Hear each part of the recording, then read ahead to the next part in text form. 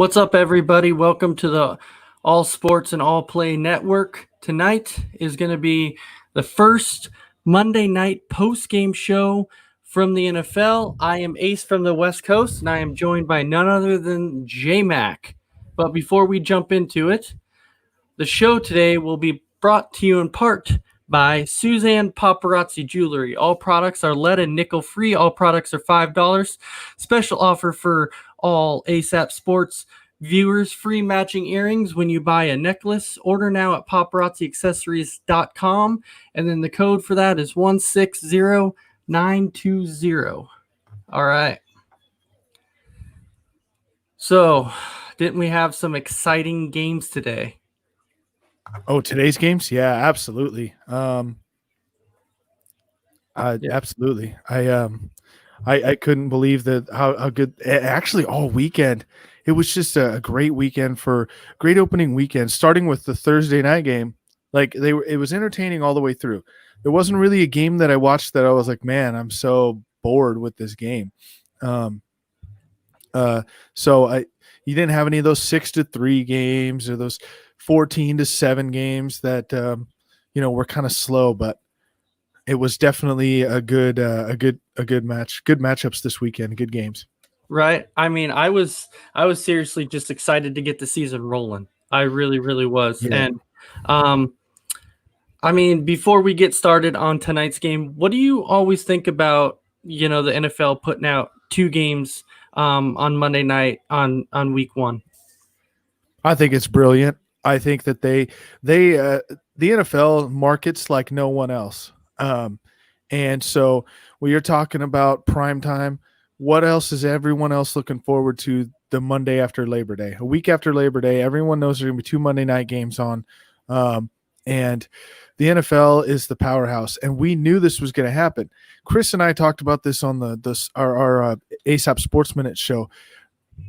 Honestly, there could have been 1,000 positive tests for COVID in the NFL, and they were still going to play. Oh, that absolutely. was never in question. Yeah. And one thing that the Titans reporter that was on the network talked about that I think I didn't think of before is that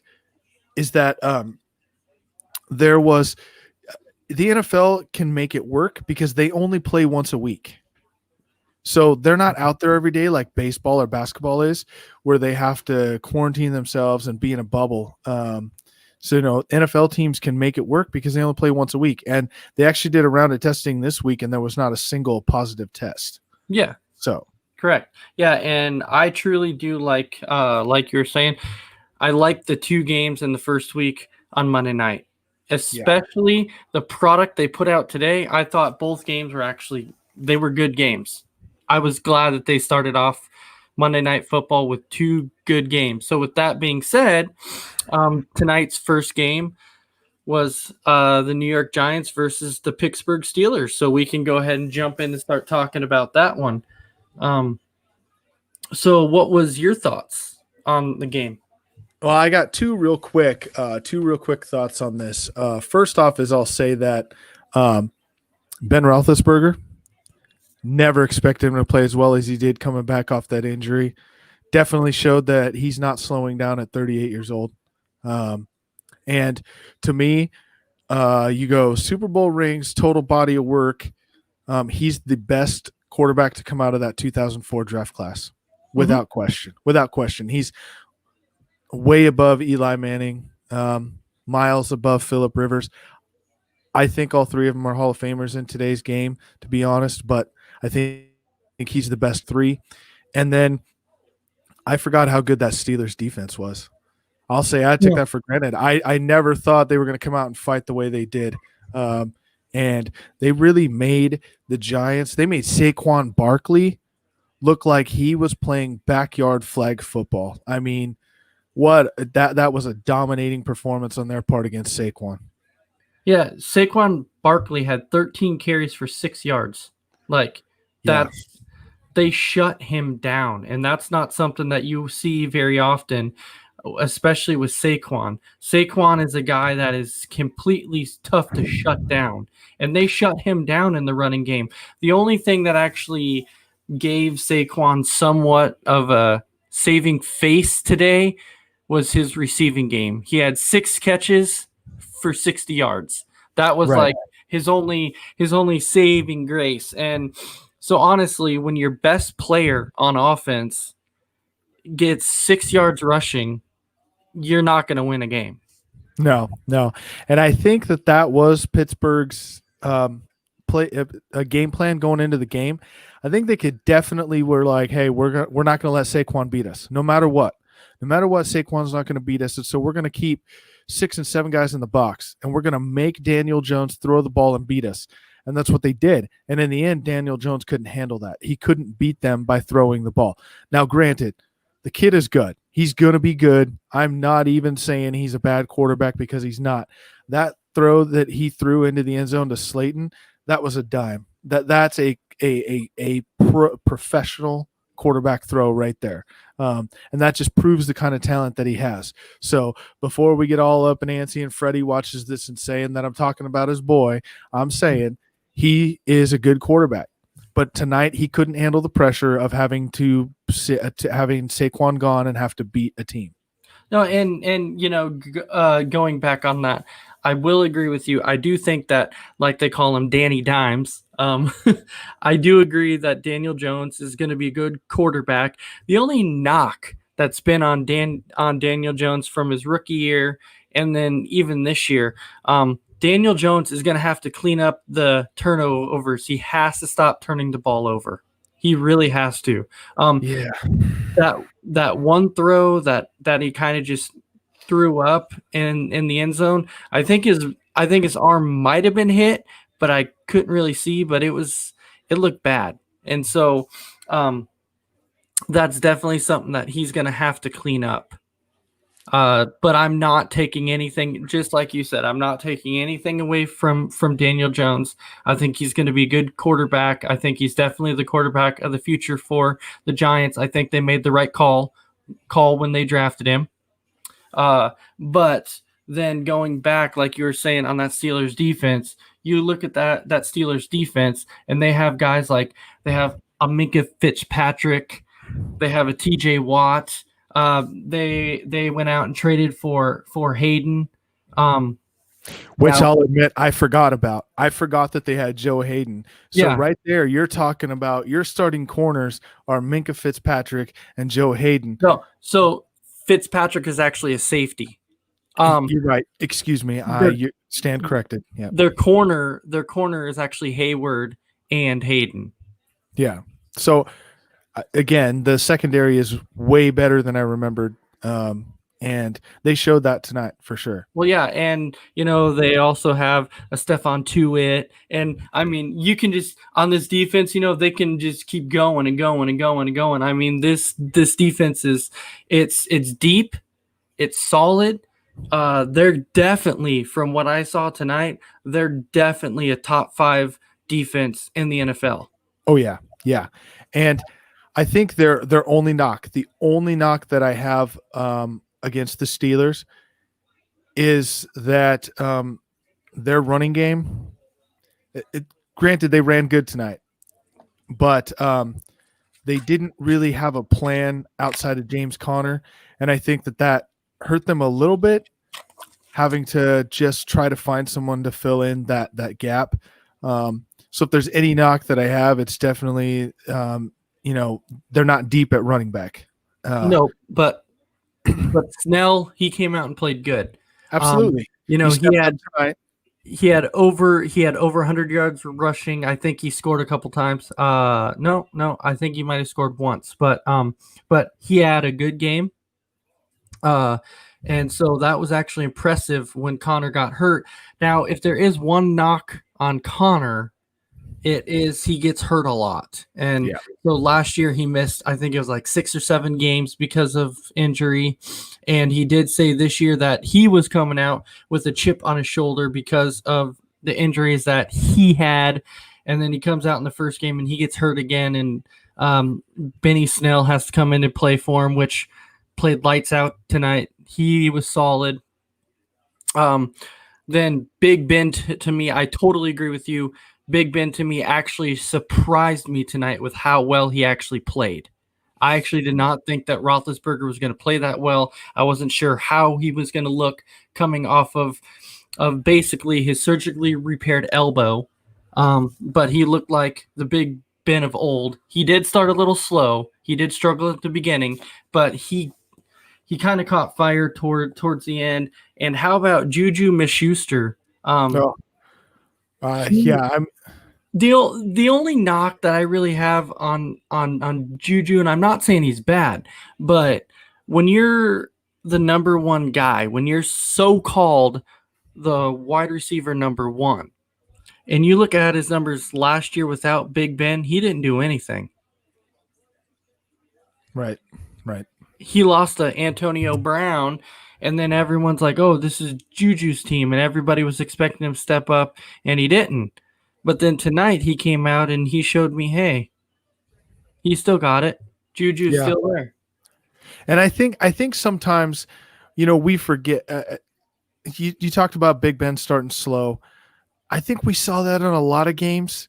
For a lot of guys, the first couple of drives definitely showed that they didn't have a preseason. Like they didn't have any time to kind of tune up, get ready for the season, get yourself in that groove that they normally have. And I think that also translates into like you're talking about Juju and not doing anything last year as far as being with a quarterback. I think a lot can be said for you're used to throwing to a guy and you're used to a guy throwing to you and you're in rhythm and you're in sync and you have that chemistry, and then someone else has to step in. You're not going to have the same chemistry with them. So definitely Big Ben and Juju is a matchup that can compare with any quarterback receiver matchup in the NFL. Well, that I don't know. That I might beg to differ on that, because there is one guy, and I'm not trying to be biased about it, but you have a guy in Rodgers and Davante Adams that's like a deadly pair. I mean, no doubt, but I just, definitely Big Ben and Juju are number ones, and they can go up against any number one. And all I meant by that, I don't mean anyone's better. I'm not going to go through and tell you who's the best. I'm not going to do that. But I just mean in a game, if you had a shootout going up and down, those two could match any other two in the league as far as a shootout back and forth, because they're not on the field at the same time. So offense against offense, yeah, no doubt. So when you look at this, so when you look at the Steelers and you look at how they played tonight, especially on the defensive side of the ball, and you know that they don't have a ton of firepower on offense, but I think they're going to be just good enough to where they can hang with a lot of teams in the AFC. To me, in the division that they're in with Baltimore and Cleveland and Cincinnati, we obviously know that Cincinnati's not going to be anywhere near the Steelers at this point. The Browns aren't going to be anywhere near the Steelers. I truly believe that the Steelers are going to be really competing with just the Ravens, and the only slight edge that I give to the Steelers at this point is possibly just a little bit of a better defense. That's about it. I think their defense is a little bit better than Baltimore's. I think so, but you look at that Baltimore offense, and then you're looking at the Steelers defense, and can they beat them? Probably, but who are you going to double team there? Like, who are you going to double team on that offense? Yeah, it's going to be hard. You're going to double team Mark Ingram in the back, and then Lamar Jackson's going to go, and then you're going to double team one of the receivers, and he's going to hit one of the other receivers. So, yeah, I think they have a better defense slightly. However, that Baltimore offense is just too much firepower, I think, in that regard. Yeah, and I truly agree with you on that. But, hey, hats off to the Steelers. They played a good game tonight. Yep, absolutely. All right, so the other game we had tonight was the Broncos against the Tennessee Titans. This was also this was more of a defensive game. At first, I was trying to figure out, are both teams just really struggling, or is this a defensive game? No. When I really came to think about it, I'm like, no, actually, both of these defenses, I think, are actually going to be pretty good. Derrick Henry, yeah, he had a decent game, but by Henry standards, it wasn't what you would call the normal Henry game. I No, think, for sure. yeah, he had just a little, about a little bit over 100 yards. So when Rashad got ejected for punching Jake Butt, that hurt Tennessee on defense. That really did. Because Rashad Evans was the so-called Mike on defense. So he's kind of like their leader, and then he gets ejected. Now, the only other thing that I want to bring up besides the ejection, how about Gostkowski?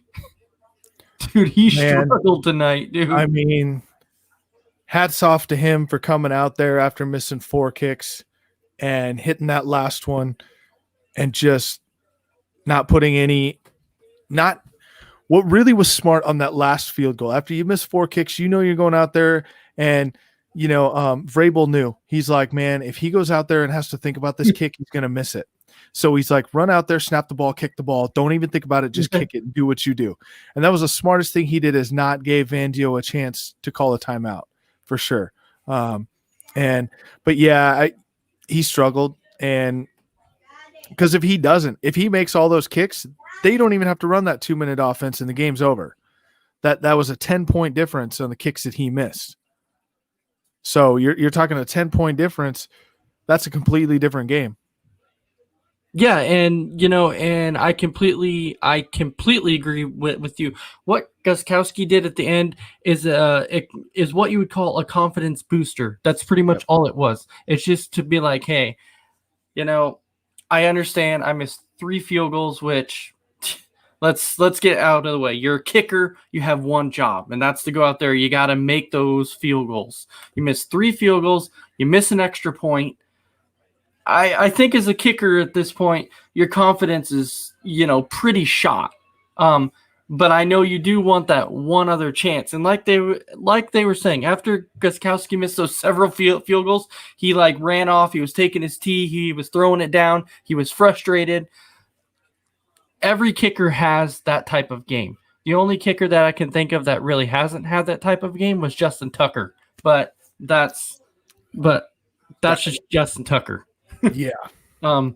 Like the all-world, all-universe kicker. Oh, absolutely. Yeah. Other than that, Gostkowski, I think, that's a good signing. He did come off the hip surgery he did have, so hopefully he'll get back in it and he'll start kicking like the old Steven did. So, other than that, the Titans played a good game. Denver played pretty good too. But what was your thoughts on a little bit of the game? I mean, and we have to remember that Denver didn't have Courtland Sutton playing in this game. I think if you had him with Judy in the game, it's a different offense. So not having him definitely hurt them on offense. But they still played decent, and I think Drew Lock is the real deal. I do think he is a franchise quarterback. I don't think there's any question about that. So they just, in the end, they didn't have enough to come back against Tennessee to take it in the end. But what I don't understand what management. Yeah, what was he doing at the end of the game? I'm sitting there like, man, you're just going to let him score right at the end? Right. What are you doing? And then Vrabel is sitting over there probably thinking the same thing. He's like, wait, what the hell is going on? He's going to let me run the clock all the way down? Wait, I better take a timeout to think about this for a minute.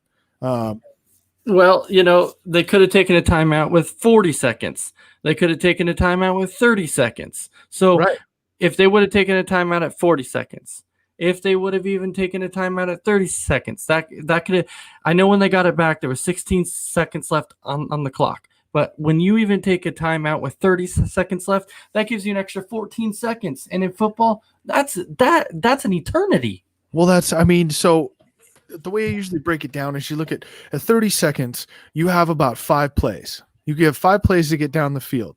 And so you start off from the 25, 75 yards, 15 yards of play of 5 plays, and you're in the end zone. So you would have had 5 plays at 30 seconds. 16, you have 2, maybe 3 if you have 1 timeout, which they did, and they got a 3rd play. But still, those extra 2 plays, what could that could have been a huge difference at the end of that game. Well, the only thing I would have said about the whole, in 5 plays, they could have went down the field and scored a touchdown. I don't foresee them scoring a touchdown because they were not able to do that very much tonight at all. They were Tennessee's defense was too good. I don't think they would have allowed them to score a touchdown, but that would have been plenty of time for them to go down and kick a field goal. Oh, absolutely. Plenty of time. Absolutely. And when it's only a 1-point game. Yeah, for sure. But however, if you look back in the 4th quarter too, when there was 3 minutes left on the clock and Drew Lock overthrows a Hamilton that's streaking and he's wide open in the end zone and overthrows him. If he completes that pass,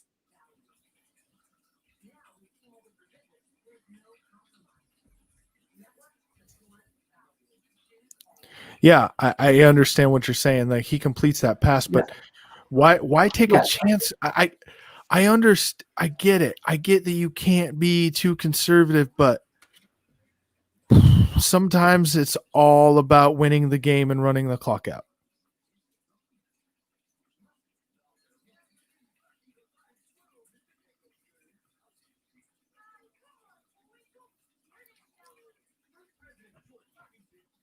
So yeah, I don't no, and I completely agree with you. But when you look at that long pass, if he does complete that pass, that game is virtually over. Like that, you're right. At that point, it's a 9-point game with about, I would say there would have been about 2 minutes 40 seconds left on the clock, and that game would have been over. Yeah, and do I blame Vic Fangio for that? No, not at all. Not at all. I probably would have called the same play in that. Take a chance, try to end the game right there. That there's no shame in that at all. But at the end of the game, that clock management at the end of the game, that cost them the game. Yeah, and I truly agree, and I agree with that. But and I look at the situation as when Drew Lock gets more mature as the years go on as an NFL quarterback, those are throws that you'll probably see him make within a couple years. He'll be making those throws. We want to know if he's clutch. Like, that's the thing. You typically don't know your clutch until about 3 or 4 years in is when you truly start to find out when you're clutch. And so this will be his first full year starting. So we'll finally get a chance to see how clutch he's going to be. How about Jerry Jeudy? Jerry Jeudy in his first game, he showed up. Yeah, he definitely came out and played way better than I thought he was going to. Most guys need that learning curve a little bit, whether it's how to run routes or, find the kind of their niche as a receiver. But he can be an every down receiver. With no question. So he definitely came out and showed me something tonight for sure. So imagine when Sutton gets back, you'll have Sutton, you'll have a Jerry Jeudy, and then after that, you'll also have a Noah Fant. Yeah.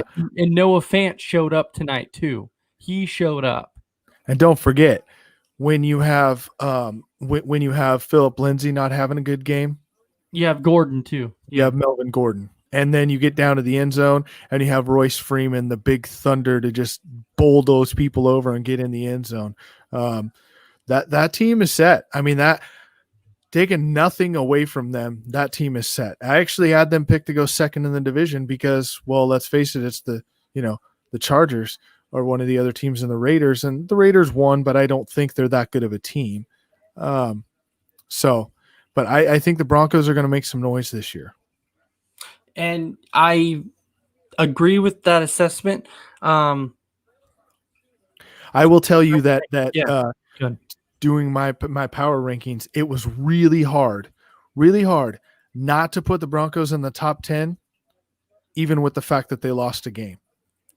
I'm not quite there yet. I'm not there yet. I cannot put them in the top 10 yet. I want to see a little bit more. I just can't do it yet. Right. I didn't, but I said I struggled with that because even though there was two other teams that won that I put above them in those, still those two other teams that won, I don't know how good they are yet.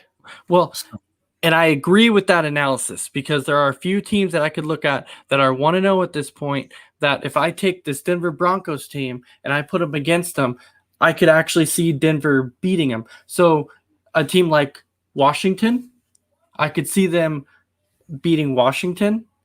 You sack a quarterback 8 times. You sack a quarterback 8 times, it gives you a chance to win a game. It doesn't matter who you are. It doesn't matter who you are.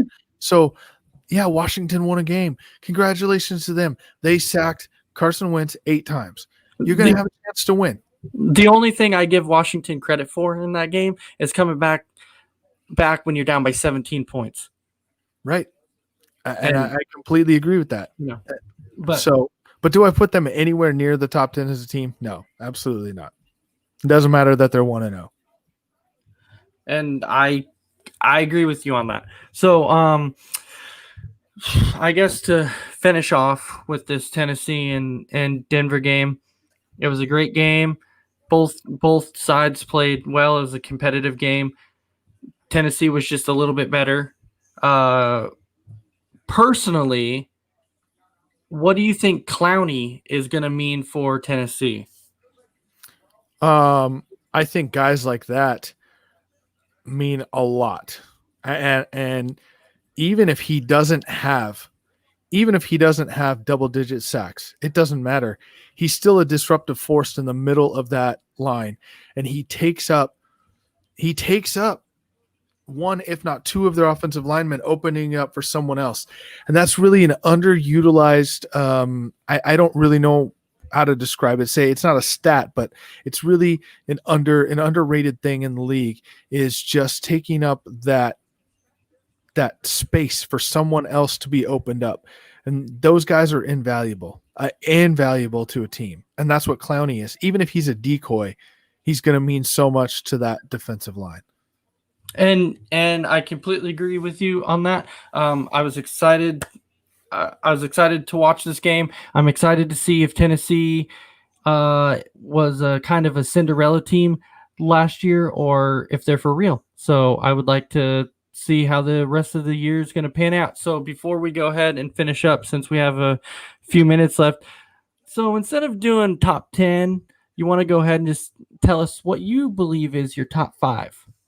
I can't do 5. I have to do 6. And I'll explain why when I get there. Go ahead and do 6. Number 1 is the Chiefs. I put them number 1. They're the reigning champs. They're 1-0. They beat a tough Houston team. Doesn't matter how much they won by or how good they looked. They have to be number 1 until they lose. That's just what I think. Ravens are number 2. They beat the Browns. Let's not look too much into that, how they dismantled the Browns, but they still look good. Number 3 is the Saints. They beat the Tampa Bay, and all the hype on Tampa Bay. They were supposed to be 1-0. Brady looked his age. Saints are 3. I got the Seahawks at 4. They beat a good Atlanta team. Russell Wilson's playing at the top of his game. That Seattle team's scary. They're scary, man. I'm telling you. And I really don't have a 5 and a 6, and this is why I said I had to do 5 and 6. I had to go to 6 because I have the Bills and the Packers on the same level, and it's all based on the fact that Green Bay has a better offense. Not going to argue that point. The Bills have a better defense. So right there, they're 5 and 6, and I can't rank one above the other because they are dead even right now, in my opinion. So my top 5 is pretty similar to yours. I struggled with the top 2 because when I looked at the top 2, obviously the top 2 are the Chiefs and the Ravens. So, but I struggled with which one do I want to put at 1, which one do I want to struggle at 2. So to me, I went ahead and I was like, okay, I'm going to go ahead and put the Ravens at number 1, only because of how their defense is slightly better. So I put the Ravens at number 1. I put the Chiefs at number 2, and then number 3 was even tough for me between Seattle and New Orleans because I just didn't. Definitely. Yeah, and I'm like, which one do I go with? So I'm like, you know what?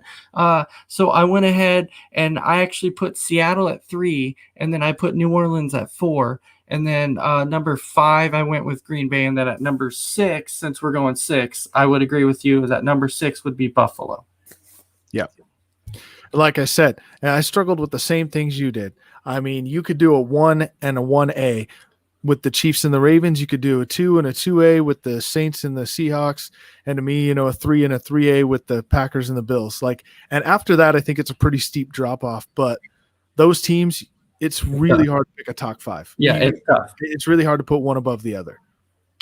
All right. Well, is there anything left that you have to say? I'll give you about 30 seconds to finish up with whatever. I just think it's great to have the NFL back, and we didn't have any preseason. So if your team hasn't done great, don't get too far ahead of yourselves. Don't look too much into one win.